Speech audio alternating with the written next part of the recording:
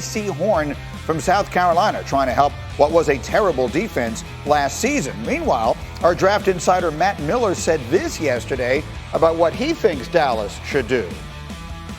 You trade up for Kyle Pitts if you could get him. I said it last week. This would be the best offense in the NFC if Kyle Pitts is there with Amari Cooper, all the talent they have, Michael Gallup, Ezekiel Elliott, Dak Prescott coming back healthy. I know what my lineman friends are going to say here. They have 10 picks in this draft class, guys. 10. That was Matt Miller yesterday. Here's the crew today. Mel, you heard that. You project the Cowboys trading back. What do you think of the idea that maybe, just maybe, Jerry goes a little Jerry on us here and goes up to get this dynamic playmaker, the Kyle Pitts that everyone's in love with?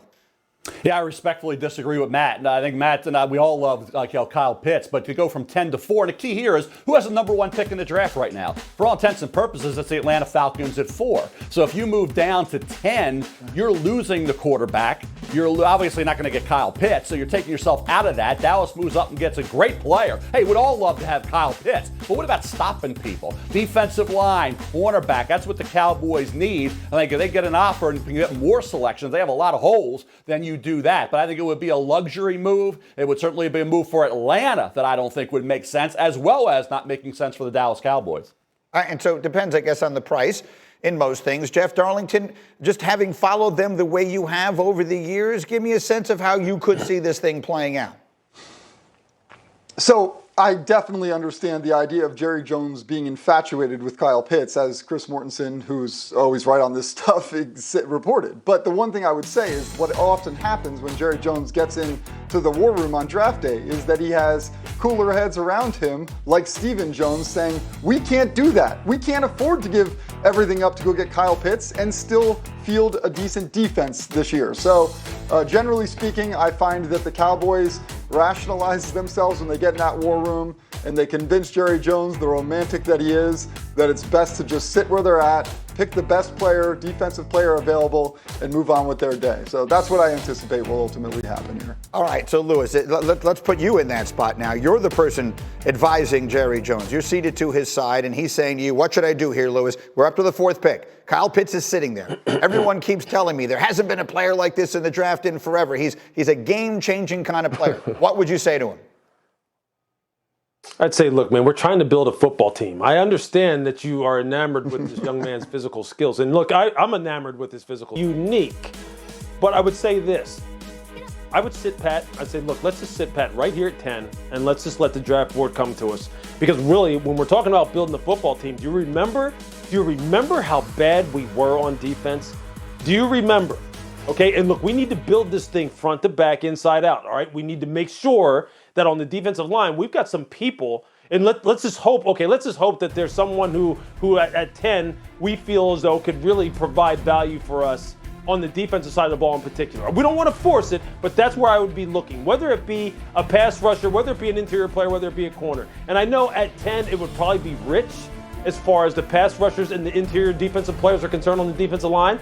Then corner needs to be the position that we need to look at. Or we need to trade down and see if we can get better value and then pick up a pass rusher or an interior defensive lineman at that point. Like Jalen Phillips, for instance, as long as the medical pans out. Because that is what our Achilles heel is right now. That's what we need from a team building perspective. That's what we need in order to truly be, once again, Super Bowl type of contenders. Not off-season draft winners, but Super Bowl contenders. That's what we're after. So let's just kind of like sit back and let our board talk to us, and let's just play it out as it comes to us. Which is exactly what Mel has them doing, which is trading back a few spots. And super quickly, Mel, it's a good year to need defensive players. You only have 2 of them going in the first 14. So if you need defense, this is a good year for you.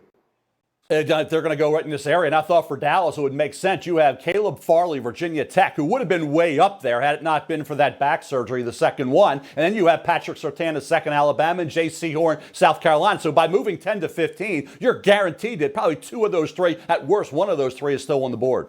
No, it is a good situation if that's indeed what they decide they want to do. Meanwhile, to the situation involving the Carolina Panthers. By now you're aware of it. They traded 3 draft picks to the Jets for Sam Darnold, who has 2 years remaining on his rookie contract, getting clear that LSU won the national championship. And then we work our way back to the quarterbacks, as again, today is the day that we are releasing Mel Kiper's mock draft 4.0, and he's got the 5 quarterbacks off the board in the top 10 with Mac Jones going at number 3 to San Francisco. And just maybe this 49ers offense is exactly what Mac Jones needs at the next level. Under Kyle Shanahan, 52% of the team's snaps are under center. That's the third most in the NFL. 87% of the passes come from the pocket. That's the sixth most in the NFL. And there's so much to unpack. And Mel, I have to circle back to you because as you opened today, you said, well, the first 3 picks are locked in, meaning you use that phrase to describe Mac Jones at 3 to San Francisco. Do you see that as locked in? So it could be a key to one of them, Greeny, maybe 3, but I think they are locked right now. And I think when you look at Mac Jones, I think what you're trying to figure out if you're Kyle Shanahan, John Lynch, is there another quarterback, that maybe could be in the discussion, or see another quarterback to say, okay, I got the exclamation point that Mac Jones is my guy. So you keep looking, you keep evaluating, but I think the decision's already been made, and I think that cerebral approach, the incredible accuracy is the reason why Mac Jones makes sense to the 49ers. Jimmy Garoppolo, if it wasn't for the durability concerns, would be the guy. But the fact of the matter is he's had some injury issues. And Mac Jones comes in there young quarterback, competitive, like I say, super accurate and super smart. That's what I think did it for me in terms of making him the 3rd pick overall to the 49ers. Again, it is the 3rd pick in the draft, and they gave up a lot to get there. So, Lewis, if people will criticize that by saying, well, they're just taking him because he fits into the offense, what will you say?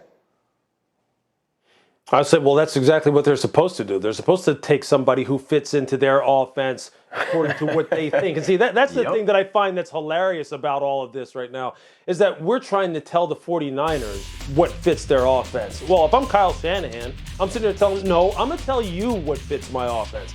And, the price that I pay for this is entirely subjective, all right? If I feel as though at 3, that's an appropriate price for me to pay, then I'm going to pay it, because I'll tell you this, if I wind up winning a Super Bowl or 2 with this young man, you're not going to all of a sudden, you're not going to not come to our Super Bowl parade or not praise me because of the fact that you're going to sit there and go, well, you paid too much for him. You didn't have to move up in order to take him, so I'm not going to go ahead and give you any credit. That's what the name of the game is in the NFL. The name of the game is winning championships, not winning the draft, not necessarily making sure that they satisfy everyone's desire to get excellent value at every pick in the draft. The idea is to build football teams that win championships. And decision-making and accuracy wins championships at the quarterback position. How many times do we come back on Mondays and talk about what lost a game in the NFL, and we talk about a quarterback who made a bad decision and or wasn't accurate with the football and caused a tip or an overthrow, and a defense capitalized on it, and either they sealed the game or won the game based off of a bad decision that a quarterback made? We talk about that a lot more than we talk about the fact that, oh my God, this quarterback won the game because he threw the football off platform across his body 60 yards down the field and everyone went crazy. That's not what we talk about a lot on Sundays. But you know what? This is draft season. I get it. We get enamored with traits. We get enamored with value. San Francisco's enamored with winning. And if they feel as though Mac Jones helps them win, then go ahead and take him at 3. There's very little there for me to argue with, and Lord knows I wouldn't try to do it. David, go. Preach.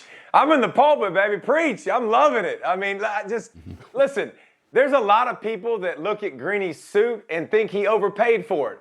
Greeny likes his suit. He's okay with it, all right? So you get to choose what you like. And if you like something that much and that's your convictions, it don't matter what anybody else says about how much you gave up to get what you want. If that's your guy and you think you're going to go win at the next level with him and it's a huge upgrade, go get him. You don't answer to anybody else. That's perfectly fine. So I think the 49ers are clearly, they love his decision making, which you should love. They love his accuracy, which you should love. Mac Jones has shown you he's willing to stick it out and work hard even though he wasn't the guy. You know he'll be a pro when he steps in the door. So don't tell me how much it costs. If you want something, go get it, just like Greeny does with his outfit. Yeah, fair enough. I appreciate that. But let me go to you, Jeff Darlington, because if my understanding is correct, Justin Fields is essentially holding a pro day specifically for the 49ers. So if Mac Jones is locked in there, those two things don't go together in my head. What can you explain here? Yeah, I mean, I agree. This doesn't mean I disagree with anything that's being said, but I also don't believe that Kyle Shanahan is merely going to Justin Fields' pro day to cross his T's and dot his I's. I believe that there is more during a global pandemic when you travel halfway across the country to see a guy throw passes. Like, I think that there's more to it than that. And the one thing I'd point out here is Kyle Shanahan, like I think we all, to Lewis's point, we all act like we know what fits Kyle Shanahan's offense. I don't know that we do. I mean, when we see the statistics that we put up there under Kyle Shanahan since 2017, you could actually just say under Jimmy Garoppolo since 2017. I remember 13 years ago being at a Texans game when Kyle Shanahan was the offensive coordinator and he ran a quarterback draw in the last second with Matt Schaub as his quarterback. This is one of the most gifted offensive coordinators who will turn right when you say turn left. I'm not so sure that we know exactly what Kyle Shanahan is thinking right now. So I got 30 seconds here, Mel. How locked in do you genuinely believe they are on Jones? How surprised will you be if they go a different direction? Very surprised. As you talk to people in the league, I think it's Mac Jones, and I think for